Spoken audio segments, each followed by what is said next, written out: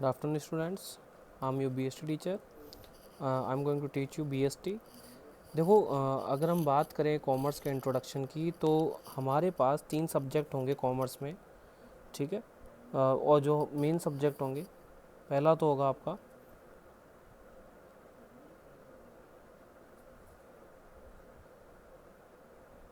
Accountancy, second है आपका business studies, and the third one is optional, whether you take IP, economics and maths. आप इन दिनों में से कुछ भी एक टॉपिक ले सकते हैं, मतलब सब्जेक्ट ले सकते हैं। देन आपके होते हैं हिंदी एंड इंग्लिश, ये आपके सब्जेक्ट्स हैं। इसके अलावा फिज़िकल एजुकेशन भी होता है। अगर हम बात करें तो आपके इस 11th में हम कॉमर्स की बात कर रहे हैं, तो कॉमर्स जो है, देखिए आपके लिए मोस्टली जो है वो कमर्शियल सेक्टर को आपको अवेलेबल करवाता है,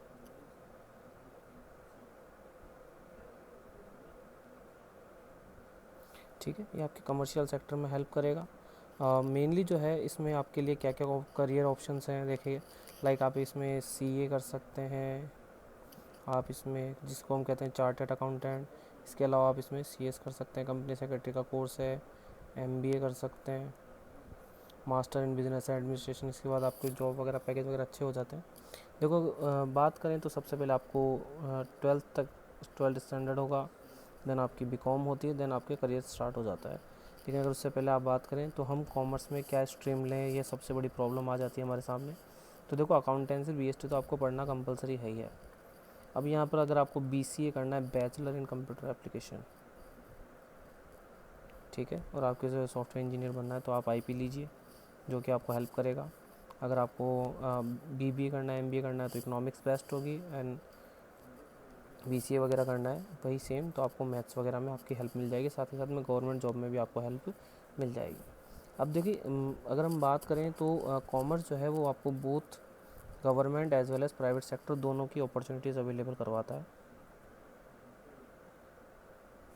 ठीक है। गवर्नमेंट सेक्टर और प्राइवेट सेक्टर, दोनों सेक्टर की अपॉर्चुनिटीज़ देता है। गवर्नमेंट सेक्टर में आप एडमिनिस्ट्रेटिव सर्विसेज,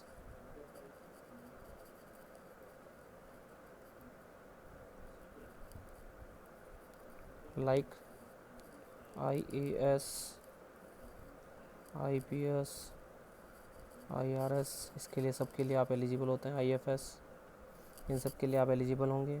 साथ के साथ में गवर्नमेंट जो बैंक वगैरह वगैरह होंगे, उनकी जॉब वगैरह के लिए भी आप एलिजिबल होंगे।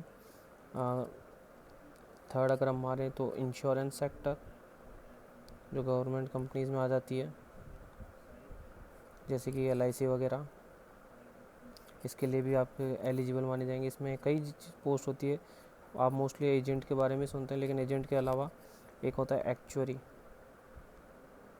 जो कि लॉस कैलकुलेट करने का काम करता है। सर्वेयर होता है, जो कि सर्वे करके आता है एक्सीडेंट के बाद का।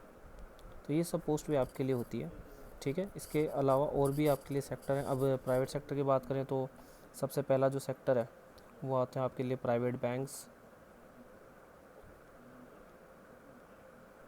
ये आपके लिए अवेलेबल है। इसमें कई तरह की पोस्ट होती है,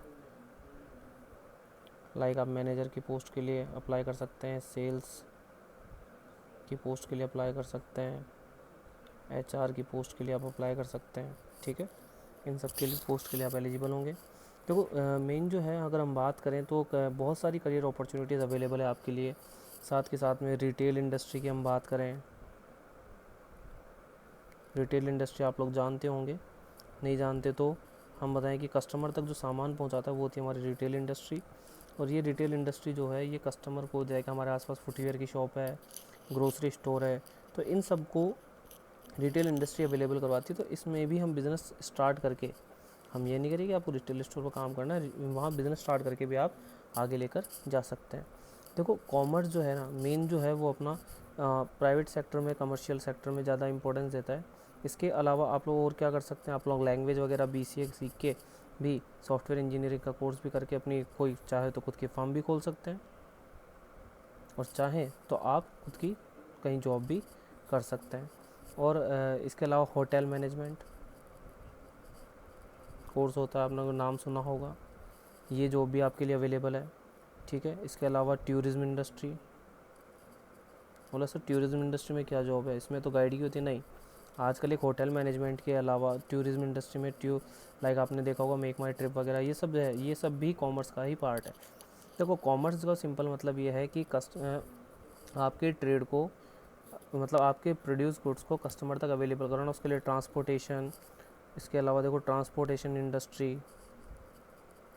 ये सब हमारे लिए अवेलेबल है। मतलब ये सब की सारी हमारी करियर अपॉर्चुनिटीज़ है। अब करियर में सबसे बड़ी प्रॉब्लम ये आ जाती है कि हमें करना क्या। तो देखो आपको अपना सोच समझ कर ही करियर स्टार्ट करना होगा, कि आपको आके आईपी, इकोनॉमिक्स और मैथ्स के ये जो सब्जेक्ट हमने आपको बता रखे हैं, ये इसी बेस पर चलेंगे, आपके करियर के बेस पर। तो आपको अपने सब्जेक्ट्स का सिलेक्शन सोच समझ कर ही करना है।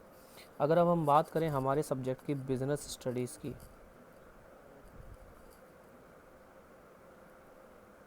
तो जैसा कि इसमें नाम है, आप लोग जानिए बिज़नेस। बिज़नेस का मतलब कि मोस्टली हम लोग ये समझते हैं नॉर्मल, मतलब कि प्रॉफिट अर्निंग मोटिव से जो हम काम करते हैं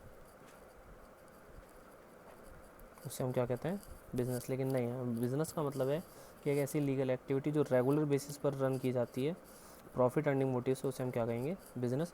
अब बात यह है कि बिज़नेस चलाया कैसे जाता है, कि नॉर्मल पर्सन के हिसाब से देखा जाए तो कि भाई पैसे लगा दो बिज़नेस स्टार्ट कर लो। लेकिन ये बुक और हम जो पढ़ेंगे वो यही पढ़ेंगे कि बिज़नेस पहले तो फॉर्म कौन कौन सी, लाइक सोल ट्रेड, एक अकेला इंसान जब बिज़नेस चलाता है सोल ट्रेड कहलाता है, पार्टनरशिप, ठीक है, कंपनी। बिज़नेस चलाने में कौन कौन से फैक्टर्स का ध्यान रखना पड़ता है, जैसे कि फाइनेंस, कैपिटल, ठीक है, लैंड, लेबर, तो ये सब चीज़ें हैं। तो इन सब की जो पूरी डिटेल स्टडी होगी वो आपको देगी आपके सब्जेक्ट बिज़नेस स्टडीज़। बिज़नेस क्या होता है, बिज़नेस के फैक्टर्स क्या होते हैं, बिज़नेस में रिस्क क्या होती है, आज के टाइम में, मॉडर्न टाइम में बिज़नेस चलता कैसे है, इमर्जिंग मोड्स ऑफ बिज़नेस, ये सारी की सारी डिटेल्स आपको इसके थ्रू दी जाएगी। और सबसे बड़ी बात यह है कि अगर आप आगे फ्यूचर में बिज़नेस रन करने वाले हैं खुद का, तो ये बुक आपको सबसे हेल्प करेगी, कि आपको ये बताया जाएगा कि अगर आप बिज़नेस को आगे अपनी ग्रोथ लेना चाहते हैं, बिज़नेस कौन कौन से फैक्टर हैं, लाइक कौन कौन से एनवायरनमेंट होते हैं, पॉलिटिकल एनवायरनमेंट,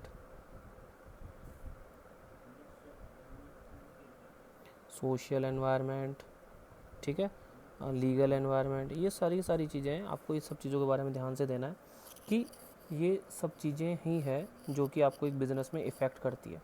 तो अगर आपको इनके बारे में नॉलेज होगी तो आप अपने बिज़नेस को इजीली लेकर जा सकते हैं, ठीक है। तो इन सब चीज़ों के बारे में आपको बताना चाहूँगा कि ये जो बुक है हमारी बिज़नेस स्टडीज़, हम इसी के बारे में इसमें डिटेल में पढ़ेंगे। अब देखो लाइक हमारे पास ये हमारी बुक है बिज़नेस स्टडीज़।